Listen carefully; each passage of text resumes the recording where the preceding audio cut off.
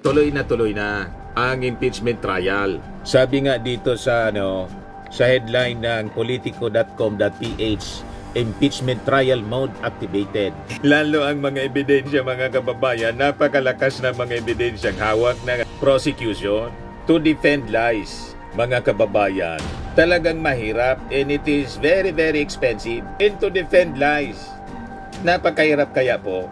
Napakahirap i-defend yung kasinungalingan. Kaya kailangan ni Sara na ganun katindi, mga kababayan, para i-dismiss. Siya rin yung nagmosyon para i-dismiss yung impeachment case laban kay Sara. Nang dapat sana itong mga abogado, inunahan na yung mga Estados Unidos at wala rin yan sa Senate rules of impeachment. Opo, and it's not as if Nagbabagang mga balita at pagtalakay sa mga isyu ng lipunan. Bulsa! Opinyon, banat at paglalantad sa katotohanan. Bulsa! What you see is what you get. You decide.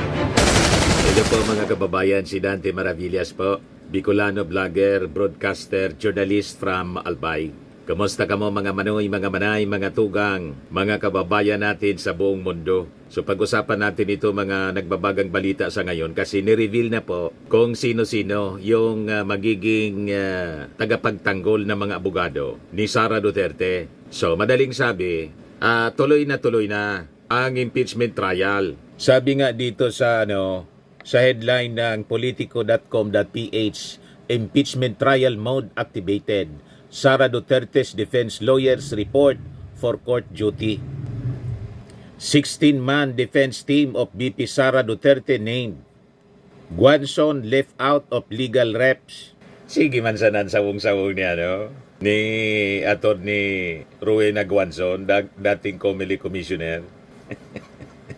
Gusto din magkisawsaw mga kababayan si Guanzon. Gusto nga sabi, maging spokesperson ni Sara Duterte. Hindi man pinapansin po. Si Atty. Guanzon, dilawan yun. Sa bagay, hybrid dilawan yung mga Duterte at pare-parehas ang kanilang mindset. Di ba po? So ito ngayon yung mga balita sa lahat ng mga national dailies. Members of BP Defense Team Baird. Sabi sa balita headlines ng Manila Times, trial will go on with or without Sara, sabi ni Chis Escudero. So makikita natin, napakaraming mga abogado si Sara Duterte. 16-man defense team as against the prosecutors, House panel prosecutors po. 11-man prosecution team. Bakit niya Mr. Maravillas, parang napakarami. 16 sila as against 11. Napakahirap kasi mga kababayan, kailangan magtulong-tulong yung mga pinakang magagaling na abogado kasi napakahirap ipagtanggol ang kasinungalingan. Lalo ang mga ebidensya mga kababayan, napakalakas na mga ebidensyang hawak ng prosecution to defend lies. Mga kababayan, talagang mahirap and it is very very expensive. Ang hirap kaya mga kababayan na ipagtanggol ang kasinungalingan. Kasi sabi nga po sa kasabihan, nabasa ko lang ito the truth anya does not cost anything, but a lie can cost you everything. And to defend lies, napakahirap kaya po, napakahirap i-defend yung kasinungalingan. Kaya kailangan ni Sara na pinakang magagaling na mga abogado. Anyway, ibigay ko muna sa inyo kung sino-sino ba sila, mga kababayan, the battery of lawyers. Yan po sabi dito sa Billionaire News. Vice President Sara Duterte on Monday, kahapon, officially mobilized a powerhouse. Matindi po ang description. Powerhouse. Legal team to defend her in the impending Senate impeachment trial with the law firm Fortune, Narbasa, and Salazar filing a document titled Appearance ad cautelam before the Senate. Ang ibig sabihin ng ad cautelam mga kababayan, Latin kasi siya. That's the usual mga ginagamit na mga terms ng mga abogado, Latin. Ang kaulugan po, more abundant caution. So, maingat, caution. Magiging maingat talaga po dapat sila kasi napakahirap nga po na ipagtanggol. Lalo yung mga ebidensya po. Yung pagbabanta, yung ebidensya galing sa bibig mismo ni Sara. Article 1. Yung Article 2, yung paggamit ng confidential fund na yung mga beneficiaries, mga chichirya, yung acknowledgement receipt na finorward mga kababayan sa Congress during the congressional investigation, galing din kay Sara, ibinigay mga kababayan ng mismong mga staff ni Sara Duterte. Kaya kailangan talaga ng napakagagaling na mga abogado. 16-man defense team as against mga kababayan sa 11 member ng prosecution team. Kasi nga po, napakahirap talaga i-defend yung kasinungalingan. Very expensive siya. Kaya kumuha mga kababayan ng pinakang magagaling na abogado sa ating bansa. Kahit yung si Digong po, sa ICC case, si Nicholas Kaufman. Pinakang magaling din na abogado. Kayang-kaya magbayad po ng pamilya Duterte. Kaya malamang mga kababayan, madrain yung mga tinatago-tago nila. Yung mga tinatago-tago nila sa bangko, madrain. Kasi hindi basta-basta po ang mga abogado na kinuha po ni Sara Duterte. Yang ganyang kalibre ng mga abogado, expensive po siya, mahal ang singil. So sabi dito, the filing received by the Office of the Senate Secretary noted that while the lawyers are appearing on Duterte's behalf, they are reserving the right to raise jurisdictional or procedural objection as the trial progresses. So nagre-ready silang questionin mga kababayan tulad ng linya ng mga argumento ng mga Duterte senators. Ang unang nag-abogado kay Sara, si Baturni. Hindi abogado, tumayong abogado. After na makapanumpa as senator judge, tatayo pa lang abogado ni Sara. Ganon katindi mga kababayan. Para i-dismiss. Siya yung nagmosyon para i-dismiss yung impeachment case laban kay Sara. Nang dapat sana itong mga abogado, inunahan na yung mga magagaling na abogado na kinuha ni Sara. And sabi rito, pati parte ka ng kanilang questionin yung jurisdiction, pati procedure. May jurisdiction ba yung 20th Congress? Madaling sabi. Parte yun sa questionin, pati yung procedure. Mga kababayan ng pag-file, pag-submit ng impeachment case, articles of impeachment sa Senado, malinaw pong delaying tactics ang mangyayari para abutin ng 3 years ang trial. Nakita ninyo mga kababayan? So dito ninyo, mahahalata talaga that the camp of Sara Duterte gagawin talagang lahat para unang objective, hindi matuloy ang impeachment trial. They are reserving the right to raise jurisdictional or procedural objection as the trial progresses. Sino-sino ang mga nasa lista ng defense team ni Sara Duterte? Ayan po sila. Forton Narbasa in Salazar Law Firm.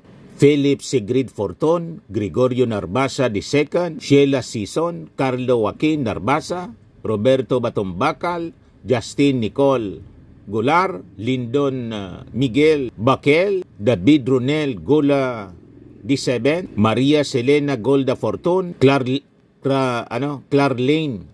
Rado, Francisca Marie Flores, Miguel Carlos Fernandez, kasama pa yung dati niyang spokesperson sa DepEd, Michael Wesley Pua, Reynold Monsayak, Mark Vinluan, and Ralph Boduta. Matindi mga kababayan. Sabi dito sa report ng Bilyonaryo News. Notably absent from the roster is former COMELEC Commissioner Rowena Guanzon, a vocal supporter of BP Sara, who was previously rumored to be part of her communications or legal team.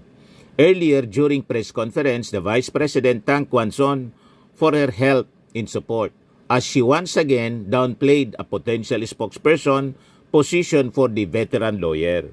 Hindi na isinama si Guanzon kasi si Guanzon para ding ewan mga kababayan. Parang si Atty. Harry Roque, assuming nag-volunteer mga kababayan na maging legal counsel ni Digong, hindi man kinuha ni Sara. Sabi ni Sara, pumukus ka na lang niya doon sa asylum mo. Ngayon, sabi sa balita, yung asylum parang denied po. Pero nag-deny din mga kababayan si Dito pa niya ako sa Europe, sabi ni Harry Roque. Sabi ni Sara kahapon sa press con niya, nagpapasalamat ako sa pagtulong at suporta ni Atty. Rowena Guanzon Pero ngayon kasi, kung napansin nyo, walang spokesperson ang Office of the Vice President o kahit ako man. Kaya hindi ko rin masasagot yung tanong about sa spokesperson.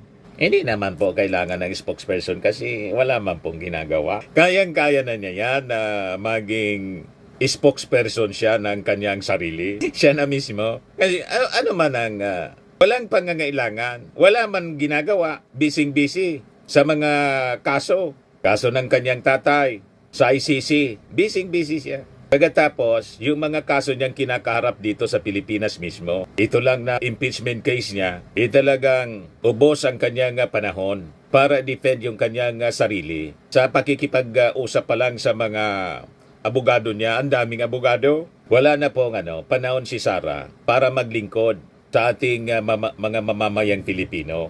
Nakita ninyo, nangangayat na po si Sara Duterte. Yan ay sura po ni Sara. Pumayat. At kahit mag-make up pa siya, alatang-alatang hindi na makatulog dahil sa mga pinasok niyang problema. Parang si Harry Roque po. Nangayayat si Harry Roque. Hindi na makatulog. Wala na Patapo na si mga kababayan yung buhay niya Atty. Harry Roque. Lahat ito kagagawa nila dahil sa kanilang pagmamalabis mga kababayan. So sabi dito, as of 5:03 p.m. kahapon po, the Senate Impeachment Court through the Secretary of the Senate acting as Clerk of Court received the appearance ad cautilam from the law firm of Fortun Narbasa in Salazar to appear in act as counsel for Vice President Sara Duterte dated June 16, 2025. Sabi po ng korte or impeachment court. Sa sulat, the lawyer said they respectfully entered their appearance as counsel for Vice President Duterte without prejudice to any jurisdictional in or other objections that she may have in this case. Yung House of Representatives na siyang magpo-prosecute ng kaso, impeachment case, was also furnished a copy of the entry of appearance, but a handwritten note on the document read it was refused to receive by the House. The House of Representatives was indicated in page 3 to have been copy furnished as well today at 3:42 p.m. but has a note tender copy refused to receive. The impeachment court said. So ito, mga kababayan, na pag-enter ng mga magiging abogado ni Sara, ginawa after yung impeachment court po, mag-issue ng summon sa Vice Presidente, kasabay ng pag-remand. Yun nga yung kini-question ng mga legal experts po. Sinamon mo anya, pagkatapos yung articles of impeachment, binalik mo sa Congress. Bakit anya ganon? Kontra-kontra. Yung mga aksyon, mga kababayan na ginagawa ng Senado. Sabi dito sa amin, ribong na balanak, confusing actions. Nakakalito, sabi nga ni House Prosecutor Jinky Luistro. Kaya niya gusto naming linawin. Kasi nakakalito, talagang sinadya nilang lituhin kayo pati yung ating mga mamamayang Filipino. Yung mga sabi nga mga pasil, ginibong dipisil ni Chis Escudero. Pakinggan ninyo itong interview mga kababayan kay dating Chief Justice Ricardo Pono. Interview ito ng DZMM. Ito pa Pinakahuling pahayag po ng Senate President, ang sinasabi niya, walang limitasyon sa kung anong pwedeng pagdesisyonan ng Senate Impeachment Court. Yung pong Senate Impeachment Court ay may tinatawag tayong primary jurisdiction. In other words, yung Senate Impeachment Court should be given all the leeway to make its orders and resolutions. Dahil sila ang may primary jurisdiction dyan Opo. Pero kapag ang mga orders, resolutions nila ay kumukontra sa ating saligang batas, yung mga orders and resolutions na yan ay maaaring questionin sa ating Korte Suprema. Dahil ang ating Korte Suprema ang mayroon namang ultimate jurisdiction sa mga issue kung yung mga action ng mga government agencies, officials ay kontra sa ating konstitusyon. Opo. Ganun po ang division yan. So as far as PhilConsa is concerned, Justice, meron bang paglabag o pagsobra sa kapangyarihan na ginawa ng impeachment court? Ay inisa-isa po namin yun sa ginawa naming statement. At ganun nga ang naging konklusyon ng aming pag-aaral na yung order to remand o to return to the House ay kontra sa ating saligang batas. Kontra Sinalaula sa mga po yung ating naging, konstitusyon ng Senado. Chief practices, Justice ang traditions nagsasabi. Na Dating Chief Justice. nakita natin hindi lang sa Pilipinas kundi sa Estados Unidos at wala rin yan sa Senate rules of impeachment. Opo, and it's not as if PhilConsa lang po ang nagbanggit noon. Marami pa, may retired Justice Carpio. May grupo ng mga profesor ng UP College Mga of Law. dean. Merong grupo ng profesor sa iba pang mga paaralan. Ang dami po, hindi lang isa ang nagsasabi na, uy, Senate Impeachment Court, mukhang may sobra kayo sa ginawa ninyo. Mukhang ano na kayo, labag na sa batas ang ginagawa ninyo. And yet, the Senate President chooses to defend this position. Ang sinasabi niya, Justice, kung may problema kayo sa ginawa namin, do you go to the Supreme Court? Delaying tactics po Theoretically, ang ginagawa. that can be done. Pero dapat balansehin din ng mga gustong pumunta kaagad sa Korte Suprema. Ang ating Supreme Court, yan ang court of last resort kung may violation ng Constitution.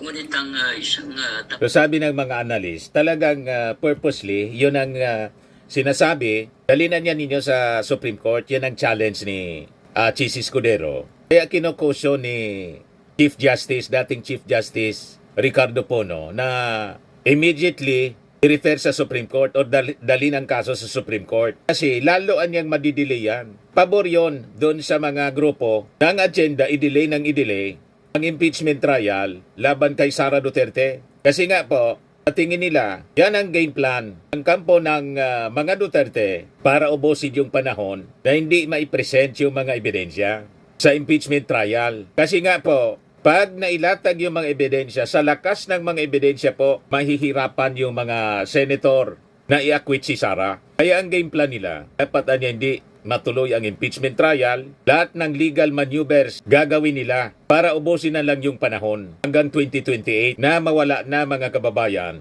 Yung focus ng tao sa impeachment trial kasi pa-eleksyon na. At tatakbo si Sara kung wala pang judgment sa pagkapangulo. At pag pangulo na si Sara, halimbawa manalo, kung manalo, wala na tong wala nang kaso. Yan ang analysis po ng mga legal experts. You see, ituloy natin yung interview ni Alvin El Chico kay dating Chief Justice Ricardo Pono. dapat pag-aralan ay kung kaagad-agad bang pupunta sa Korte Suprema ay bibilis ang takbo ng Ayun. ng proseso sa ng Senate impeachment. Baka lalong Court. madelay. Kung hindi po ito bibilis, ay yan ay kontra sa letter and spirit ng ating konstitusyon. Yung sa provisions on accountability of public officials na dapat pag may question dyan ay madaliin ang investigasyon para mapanagot yung dapat mapanagot. Ganito pala. Malamang, Justice, doon siya sumasandig. Doon siya nagre-rely na hindi walang pupunta nito sa Korte Suprema because alam nila ang konsekwensya kapag may umakyat sa Korte Suprema at naka-acquire ng jurisdiction yung Korte Suprema, it will further delay the process, Justice. Hindi ko kaya. Yun po ay pupwede Sinusulsulan ni Chis Escudero. Pero dapat din natin na Puntahan niya kayo may kaso na dyan sa Supreme Court. Korte Suprema Alam na. File pa nga niyan ay si Vice President. Opo. At kino-question nila doon na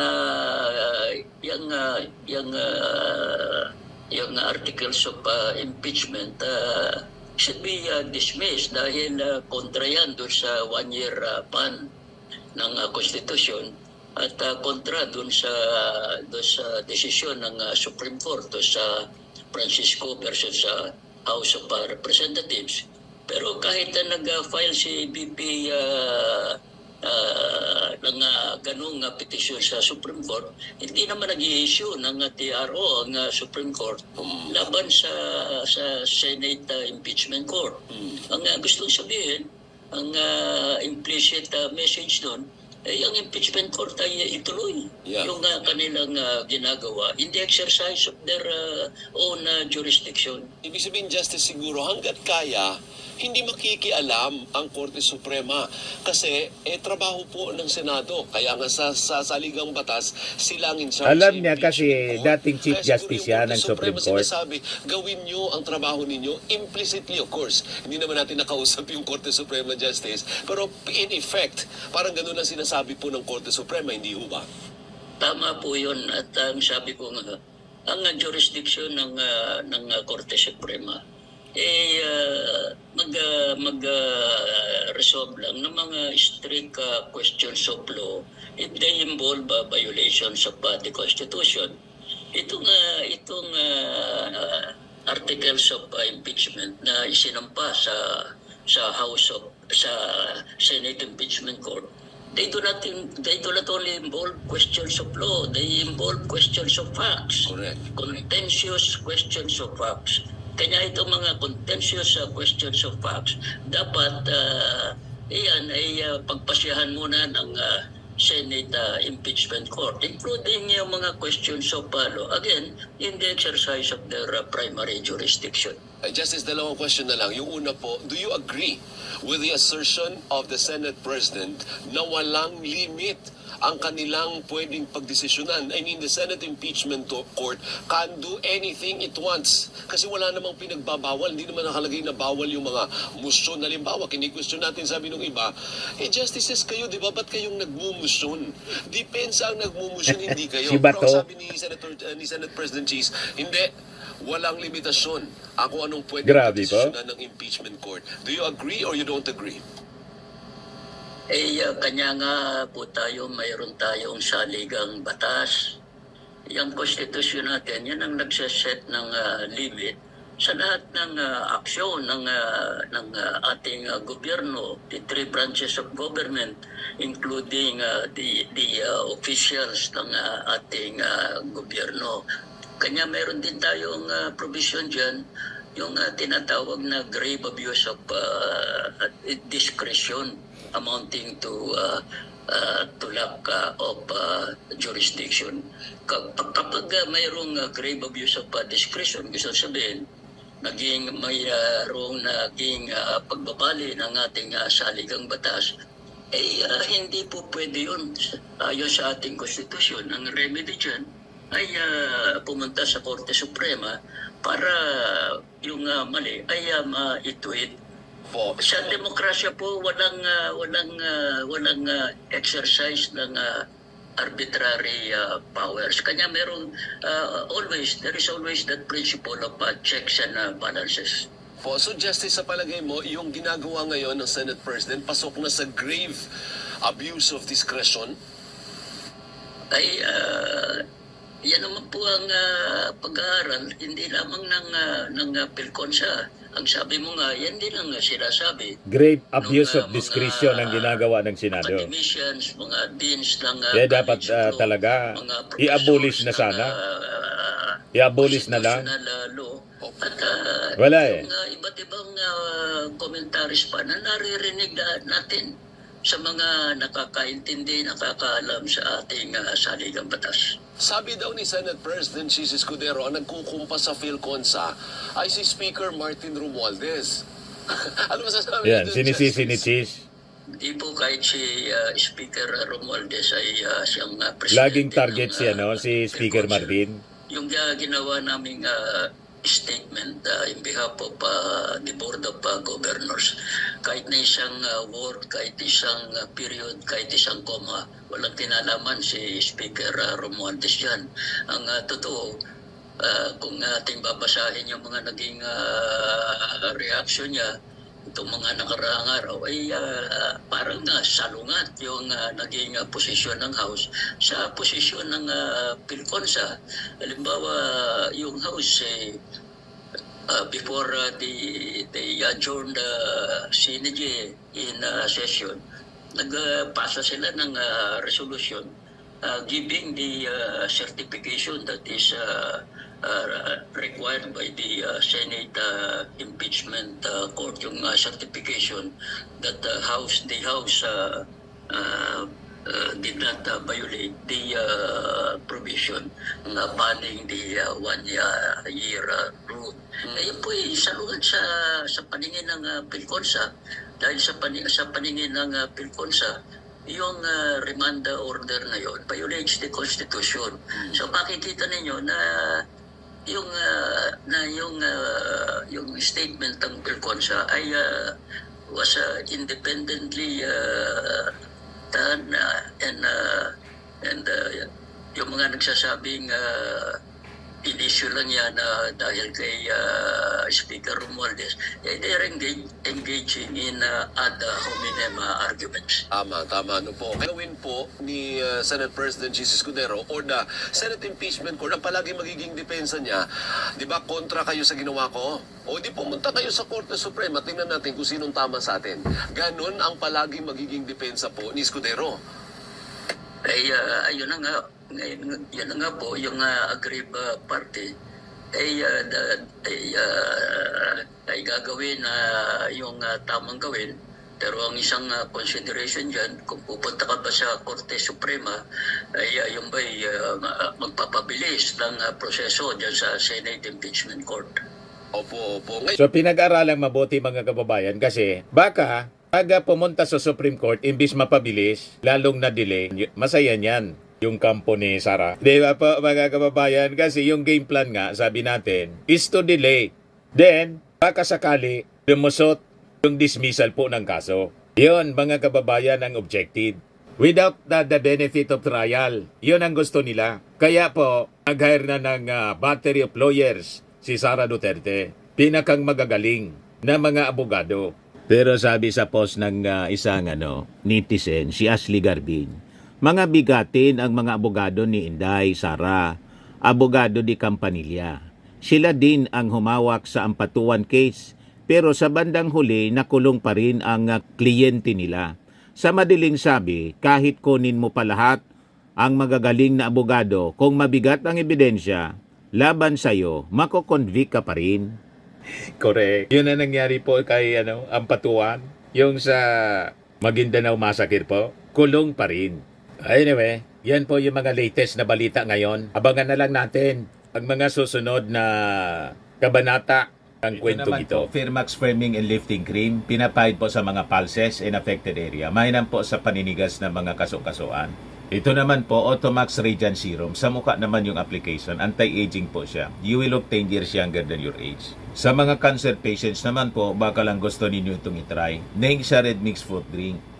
Hindi mo po siya gamot, food supplement siya. Kaya lang, gawa siya mga kababayan sa goji berry. Yung goji berry may anti-cancer properties. O ngayon, yung mga inquiries ninyo, dumiritso na lang kayo sa aming messenger sa Facebook para masagot namin agad. Ayos pa? Ayos na ayos niya, Mr. Maravilla. Amazing pure organic barley powdered drink mix from Australia. Yan po, mga kababayan. I am worldwide. O ngayon, yung mga gustong mag-order, i-message na lang ninyo yung aking anak na architect, entrepreneur, si Riz Maravillas. Yan po. Ang mga health benefits niya, nitong barley po, nagbo-boost ng immunity, improves digestion, enhances energy levels, packed with antioxidants, and prevents cancer po.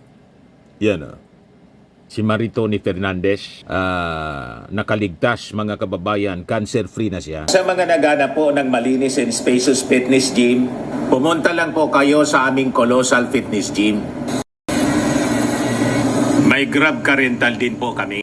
Ito naman po yung bago naming product na binibenta online. Eye Glow Serum, whitening po siya. Tingnan ninyo yung epekto sa aking anak na architect before and now. Yung mga inquiries po ninyo, dumiretso na lang kayo sa kanyang Facebook account, Riz Maravillas.